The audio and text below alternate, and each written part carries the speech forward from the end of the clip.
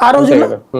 అంటే ఏంటిదంతా ఎన్ని సంవత్సరాల వివక్ష, అది ఎన్ని దశాబ్దాల వివక్ష, ప్రాణాలు తీయబడ్డయ్యే ఎవరి చేత, రజాకారుల చేతన నిజాం నవాబుల చేతన.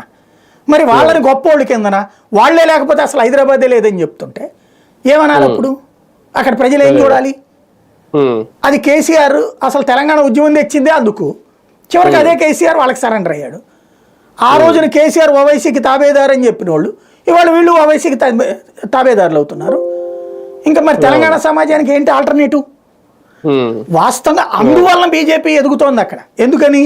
ఒక భైంసాలో జరుగుతున్న సంఘటనలు, లేకపోతే ఒక గుళ్ళ దగ్గర జరుగుతున్నటువంటి సంఘటనలు, ఆ సందర్భంలో ప్రభుత్వాలు ప్రవర్తిస్తున్నటువంటి తీరు, పోలీసులు ప్రవర్తిస్తున్నటువంటి తీరు, హిందూ సమాజాన్ని ఒక చులకనగా, హిందూ సమాజం అంటే కేసులు తన్నులు తినేది మనమే, దాడి చేయించుకునేది మనమే, కానీ కేసులు పెట్టించుకునేది మనమే.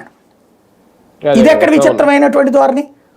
అంటే ఒకటి సార్, ఒకటి మీరు అన్ని పాయింట్లు హిందూ సమాజం ఏకమవుతుంది, భారతీయ జనతా పార్టీ సపోర్ట్ పెరుగుతుంది అన్నది ఒకటి. రెండోది రాజకీయ కోణంలో చూసుకుంటే తెలంగాణలో ఈ 2 ఎమ్మెల్సీ స్థానాల్లో దాదాపుగా ఒక 42 ఎన్నో అసెంబ్లీ నియోజకవర్గాల్లో ప్రభావం చూపించింది ఈ ఎన్నిక అనేది, ఒక 6 లోక్సభ నియోజకవర్గాలు. ఇది కాంగ్రెస్ కో బీఆర్ఎస్ కో ఒక డేంజర్ బెల్స్ ఇచ్చినట్టేనా, లేదంటే ఎమ్మెల్సీ ఎన్నికలు కదా మనం అలా చూడలేమని అనుకోవాలి? లేదు, ఇద్దరికి చాలా పెద్ద డేంజర్ బెల్స్ ఇచ్చింది. ఎందుకంటే బీఆర్ఎస్ ఏంటంటే మిగతా 2 గ్రాడ్యుయేట్ కరీంనగర్ ఇప్పుడు బీజేపీ గెలిచిన సీట్లది కాదు, కానీ ఇప్పుడు ఇంకోళ్ళు ఇండిపెండెంట్ గెలిచారు కదా, ఇదే సంఘం వాళ్ళు పీటీయూ గెలిచారు కదా, పిఆర్టీయూ గెలిచినటువంటిది అనుకుంటుంది.